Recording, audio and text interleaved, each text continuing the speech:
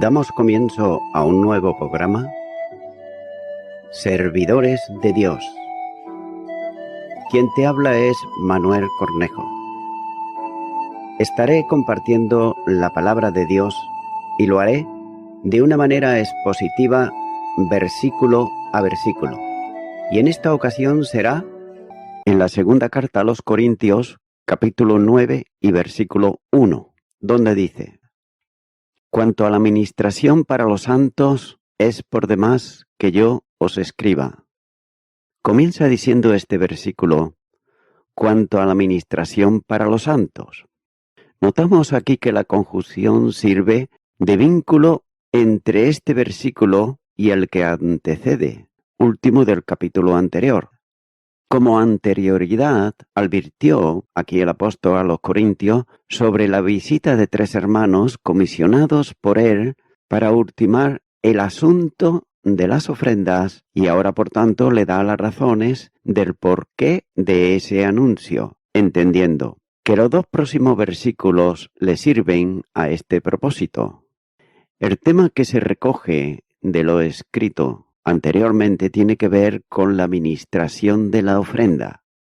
Note que el término, como se ha dicho anteriormente, se usa con frecuencia para referirse a la predicación y también a las ofrendas y distribución de donativos, como así señala, por ejemplo, Hechos de los Apóstoles, capítulo 6, versículo 1, Romanos, capítulo 15, versículo 31.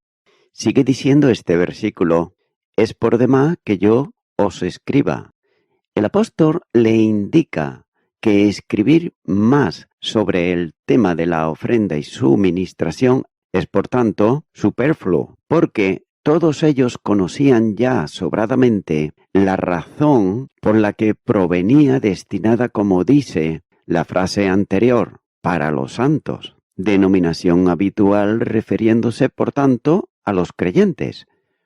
Concretamente, esto a que se refiere el apóstol en este versículo son los creyentes necesitados de Jerusalén.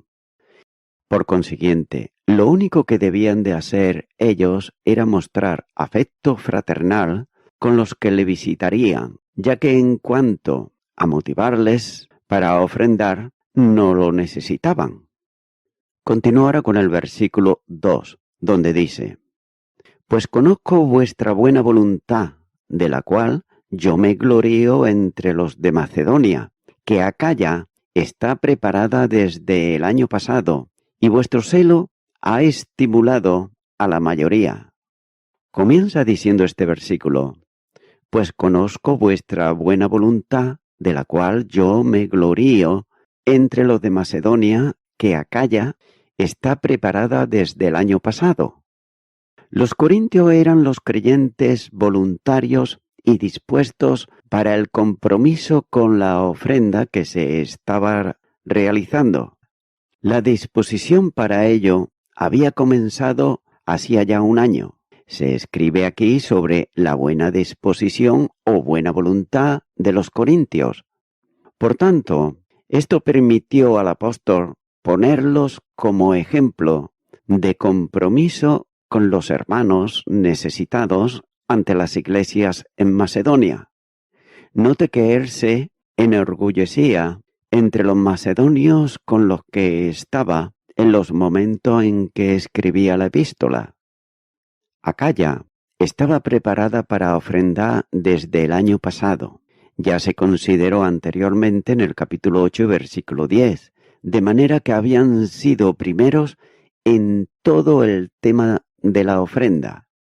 El hecho de que las ofrendas estuviesen preparadas desde tanto tiempo no fue instrumento en manos de Pablo para forzar a los macedonios en su asunto de ofrendar, excediéndose en presentar a los corintios como modelo a imitar en el resto de las iglesias, ya que simplemente hizo referencia a ellos para indicar al resto de los creyentes que era algo que hacía tiempo se producía y que además en cierta medida había salido de la buena voluntad de los corintios cuando supieron de la necesidad en Jerusalén, y también del deseo del apóstol para acudir en su ayuda.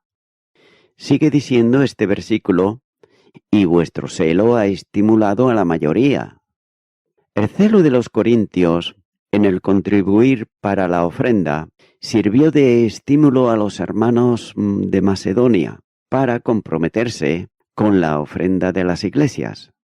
Posiblemente, con el marcado interés de los corintios se produjo también el del resto de las iglesias de Acaya.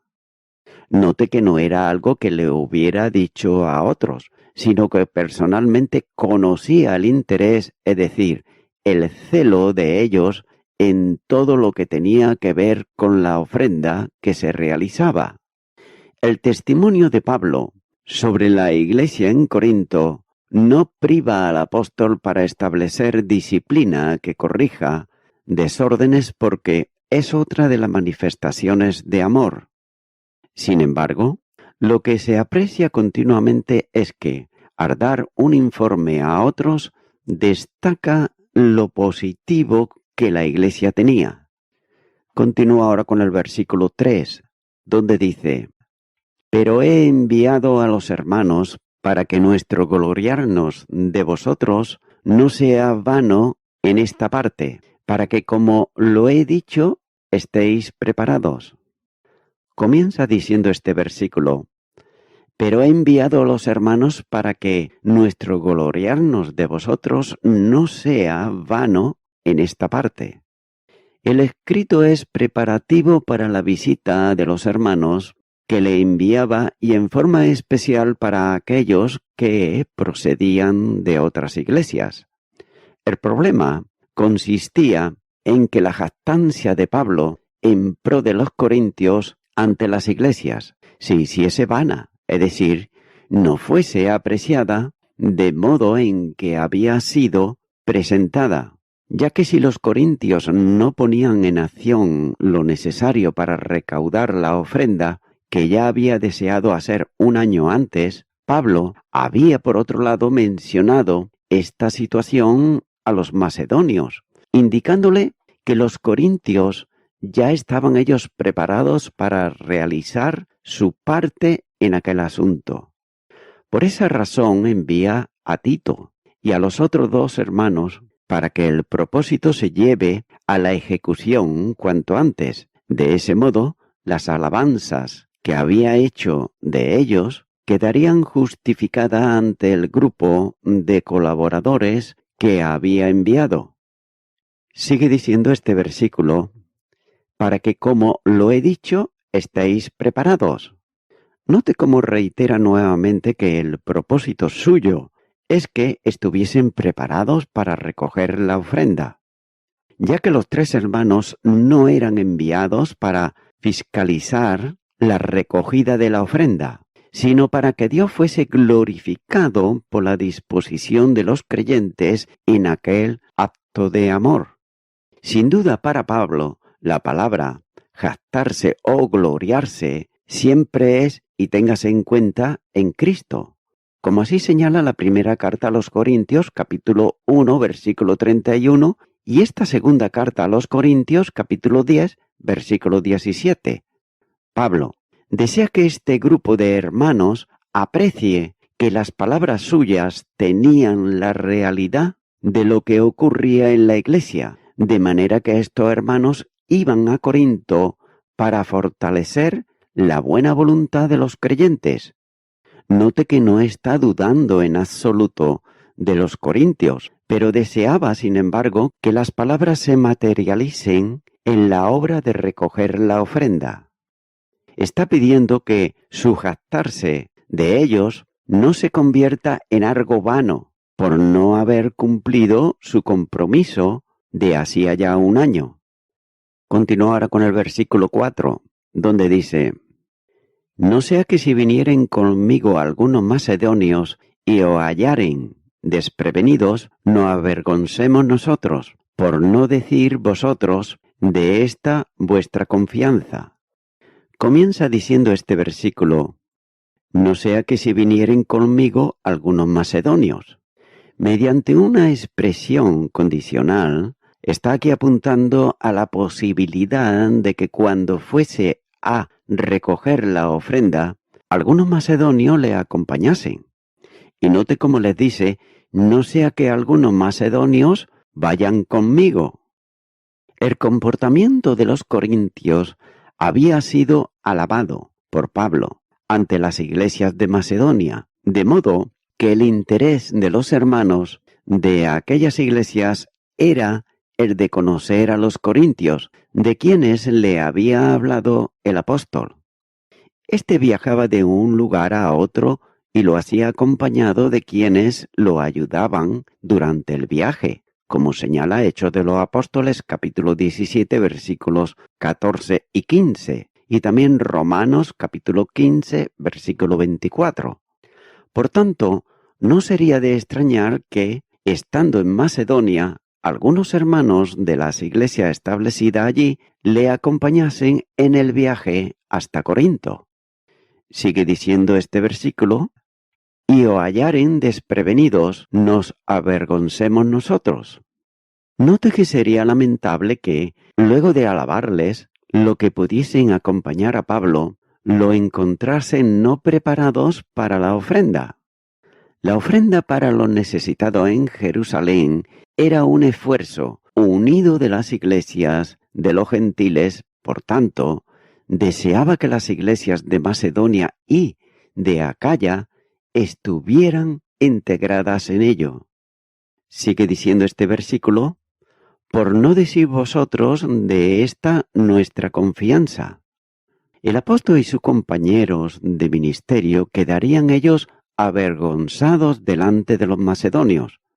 Con una enorme delicadeza le hace notar que también ellos quedarían avergonzados, ya que de no cumplir lo comprometido desde hacía un año. Note que esto sería vergonzoso en todos los sentidos, por lo que se refiere a la confianza que tenía en el comportamiento y también en el compromiso de los corintios. Continúa ahora con el versículo 5, donde dice, por tanto tuve por necesario exhortar a los hermanos que fuesen primero a vosotros y preparasen primero vuestra generosidad antes prometida, para que esté lista como de generosidad, no como de exigencia nuestra. Comienza diciendo este versículo, por tanto tuve por necesario exhortar a los hermanos que fuesen primero a vosotros y preparasen primero vuestra generosidad antes prometida. Los hermanos enviados a Corinto eran una necesidad para que trabajasen en la iglesia y preparasen la bendición, aquí en sentido de ofrenda, antes lo que llamó comunión, que hacía tanto tiempo que habían prometido. Pablo había pensado que esto era necesario para el buen orden y también el cumplimiento de lo prometido. Por otro lado, el verbo no se usa en el griego clásico y es un azpaz legomena en el Nuevo Testamento, ya que significa poner en orden, completar, preparar con antelación. La colecta es llamada aquí bendición, cuyo término se usa tanto para esta aceptación como para beneficio. Sigue diciendo este versículo, para que esté lista como de generosidad y no como de exigencia nuestra. La ofrenda debía de estar preparada antes de la visita de Pablo y tal vez de algunos macedonios que le acompañasen. Al estar preparada antes de este encuentro, sería una cuestión de generosidad, como una bendición que los corintios sentían, pero si se tuviese que recoger cuando Pablo estuviese presente, algunos la podían considerar como codicia, en el sentido de como una exigencia impuesta a la iglesia. Note que la bendición, como denomina a la ofrenda, conlleva la idea de una donación voluntaria. La ofrenda puede ser una bendición o la expresión de mezquindad, ya que Pablo confía que la ofrenda sea el resultado de la generosidad con la que sería abundante, grande y no de codicia personal a la que por imposición se le arranca algo. Note que un corazón codicioso nunca tendrá la aprobación y bendición de parte de Dios. La ofrenda mezquina procede de la obligación, pero está lejos del corazón entregado, como señala el capítulo 8 y versículo 5, como había ocurrido en las iglesias de Macedonia, que a pesar de sus necesidades se dieron primeramente ellos al Señor y luego dieron de lo poco que tenían para las necesidades de sus hermanos. Continúa ahora con el versículo 6, donde dice: Pero esto digo, el que siembra escasamente, también segará escasamente, y el que siembra generosamente, generosamente también segará. Comienza diciendo este versículo: pero esto digo. Note que las frases de esta cláusula son un tanto ambiguas, especialmente por el significado de algunos términos. El inicio es brusco, sin apenas ligazón con lo que antecede, mediante la expresión cuando dice «y esto», que algunos complementan añadiendo «y esto os digo», o también «y esto considero». Por tanto, podría considerarse también como un acusativo absoluto que vendría a decir «en cuanto a esto». Sigue diciendo este versículo: el que siembra escasamente también segará escasamente, y el que siembra generosamente, generosamente también segará. Los corintios debían pensar en esto, que no puede haber cosecha abundante con siembra escasa. Esta verdad se expresa de este modo, cuando dice: no os engañéis, Dios no puede ser burlado, pues todo lo que el hombre sembrare, eso también segará. Gálatas capítulo 6, versículo 7.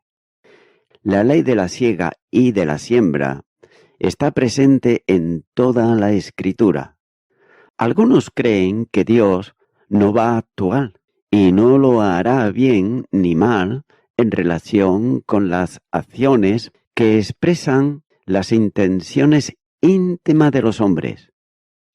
Nadie debía de llamarse a engaño en esto de la contribución a la ofrenda, ya que Dios no permite que nadie se burle de él, sin recibir las consecuencias propias de ese acto. Su gracia y misericordia no evitan su justicia y también equidad. Esta ley de la siega y de la siembra están consideradas aquí en la relación en la conducta de ofrendar con generosidad o con limitaciones. Y el Señor Jesús usó el ejemplo en el sentido de reconocer el árbol por el fruto que da. Mateo capítulo 7 versículos 15 al 20. Ya en los tiempos más lejanos de los escritos bíblicos aparece esta verdad en palabras de Elifaz, cuando dice: como yo he visto los que harán iniquidad y siembran injuria, la siegan. Job capítulo 4 versículo 8. Y de la misma manera también el profeta dice: porque sembraron vientos y torbellino segarán. Oseas capítulo 8 versículo 7. Esta forma de actuar se volverá contra los que participan mezquinamente en la ofrenda, de modo que recogerán proporcionadamente a lo que ellos habían sembrado. Un problema más en el significado del versículo está en el uso del sustantivo que literalmente significa bendiciones, de modo que en total literalidad la frase dice: el que siembra bendiciones, bendiciones recogerá. Para darle sentido especialmente para el lector, se cambia por adverbialmente como generosamente. Y este es el sentido que exige la antítesis en el versículo, de modo que a escasamente corresponde generosamente. Y esto está confirmando una referencia del Antiguo Testamento, cuando dice: hay quienes reparten y más se le añade, y hay quienes retienen más de lo justo y terminan en la indigencia. Proverbios capítulo 11, versículo 24. El mismo Señor usó otra forma cuando dice: dad y se os dará, medida buena, apretada, remecida y rebosante, os darán en vuestro regazo, porque con la medida que medís seréis medidos. Lucas capítulo 6, versículo 38. Nótese en el versículo que recoge las palabras del Señor, la promesa establecida para el que da con generosidad. Recibirá una medida buena, esto es, la capacidad de la bolsa ha sido llenada, es decir, apretada, empujada con las manos para que quepa aún más, remecida, es decir, sacudida la bolsa para que no haya un lugar vacío, rebosada, después de todo se colma la medida hasta hacer rebosar la bolsa. Con todo es necesario hacer notar que no se da para recibir, sino por entrega de amor a los necesitados. El llamado Evangelio de la Prosperidad enseña a sus seguidores que Dios dará recursos materiales en la medida que se ofrende, de manera que cuanto más ofrenda, más recursos. Pero esto no es comunión, ni tampoco amor cristiano, sino puro egoísmo, en la búsqueda de intereses carnales. Los grandes beneficiarios del sistema son los predicadores de ese evangelio, a donde van la mayor parte de los recursos que, incautos, que por otro lado no leen la palabra de Dios, ponen las ofrendas, convirtiendo el evangelio en negocio y haciendo perder la realidad de lo que es ser verdaderamente un cristiano. No se trata del tiempo actual, sino del futuro. Lo que cada uno siembre, esto va a segar. Y no es necesariamente ahora, sino incluso trascendiendo a esta vida, segará la recompensa en el día de las recompensas. Y voy concluyendo con esto. El principio es bien obvio y evidente en la agricultura que Pablo aplicó a la vida cotidiana, que la cosecha va en proporción directa a la cantidad de siembra de la semilla, cuando se dice generosamente. Esto se deriva de la palabra griega eulogia, que significa hablar bien, y se refiere a pronunciar las bendiciones. Note que si un creyente es generoso en dar por fe y confiando en Dios, con el deseo sincero de producir la bendición más grande que sea posible, ese individuo recibirá el mismo tipo de cosecha en términos de bendición personal. Dios da el crecimiento conforme a la cantidad invertida en su reino, ya que si se invierte poco, naturalmente poco se va a recibir, pero si se invierte mucho, mucho se recibirá. Amigo y amiga oyente, de la misma manera espiritualmente hablando, si una persona en el paso por su vida aquí en la tierra no se cuida de buscar a Dios, así será también en la eternidad, que pasará toda la eternidad sin Dios por no haberse preocupado de buscarle a Él. Pero si ahora cualquier persona que busca a Dios y se compromete con Él, recuerda que he dicho comprometerse con Dios, no con ningún hombre, no con ninguna institución, sino con el Dios auténtico, verdadero, el que nos muestra en su palabra, que es la Biblia. Si esa persona se preocupa de esto, a buscarle, y no solamente a buscarle, sino a hacer su voluntad y también a seguirle el resto de su vida aquí en la tierra, pues también la misma palabra de Dios nos dice que en la eternidad estará también con él. Por tanto, mi amigo, mi amiga oyente, ahora es el día en que tú puedes libremente acercarte a Cristo Jesús, a venir a Él en arrepentimiento, ya que Él dio su vida en la cruz del Calvario y lo dio a favor del pecador y la pecadora, arrepentido y arrepentida. Y si tú ahora, mi amigo, mi amiga oyente, vienes a Cristo Jesús en arrepentimiento, confesándole a Él tus pecados, ten por seguro que el que viene a Él no le echa fuera. Él te va a recibir y perdonar tus pecados.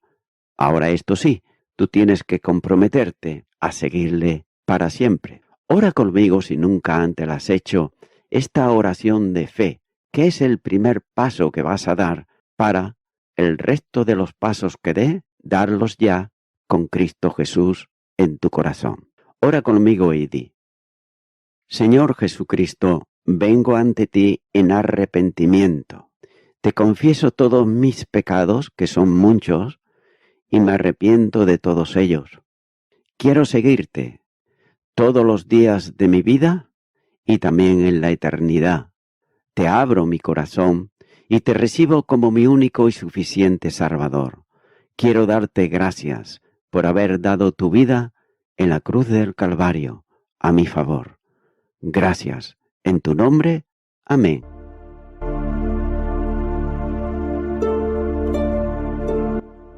Amigo y amiga oyente, si tú has hecho esta oración de corazón, te recomiendo que comiences a orar a Dios, en primer lugar, en el nombre del Señor Jesucristo. Orar a Dios no es rezar, sino que es hablar con una persona. También te recomiendo que leas la palabra de Dios y lo hagas a diario.